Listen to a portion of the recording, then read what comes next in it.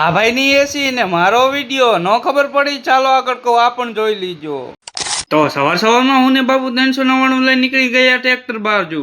અત્યારે છે એક કટર ને વર્તી, તો ચાલો આપણે પૂરી કરતા આવી. પછી તો મિત્રો આપણે આવી ગયા ટ્રેક્ટર ને. કાલનો બ્લોગ નો જોયો હોય તો જોતા આવજો. કાલે મૂક્યું હતું આપણે આ જગ્યા ઉપર ટ્રેક્ટર. તો ચાલો મિત્રો હવે આપણે ટ્રેક્ટર ચાલુ કરીને આપણે નીકળી જાહેર કાપવા માટે. પછી તો આપણે ટ્રેક્ટર લઈને નીકળી ગયા લોકેશન તરફ. પછી તો આપણે આ ટ્રેક્ટર લઈને આવી ગયા હતા લોકેશન અને કરી દીધું આપણે જાહેર વાઢવાનું ચાલુ.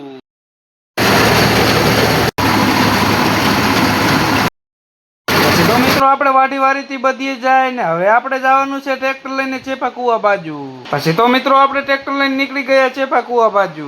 પછી તો મિત્રો આપણે આવી ગયા ચેપા કુવા રાખી દીધું આપણે ટ્રેક્ટર. મને એવું લાગે છે કે આ દુકાનમાં લગભગ હશે એસી, તો ચાલો આપણે જઈએ એસી માં બેહવા. આ દુકાનનું નામ છે શ્રી ચામુંડા મોબાઈલ. પછી તો મિત્રો આપણે આવી ગયા દુકાન અંદર ને બહાર પીડ્યું છે આપણું ટ્રેક્ટર. અહીંયા તો ટાઢી એવી હવા હોય ને મફતમાં એસી ની હવા જડી જાય, બહુ જ મજા આવી જાય.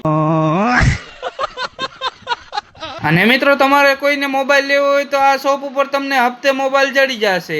અને મિત્રો આ શોપ ઉપર કરે છે મોબાઈલ રિપેરિંગ. તમારે કોઈને મોબાઈલ રિપેરિંગ કરાવવો હોય તો આ શોપ ઉપર આવી જવાનું ને અહીંયા મળશે તમને તમામ એસેસરી. આ શોપ ના માલિક નું નામ છે રવિભાઈ અને આ શોપ નું એડ્રેસ છે ચેપાકુવા શ્રી ચામુંડા મોબાઈલ. પછી તો આપણે આવી ગયા ટ્રેક્ટર ને એસી નો ધરાનો તો આપણે લઈ આવ્યા બાદામ શેક, એ પણ આઈસ્ક્રીમ વાળો.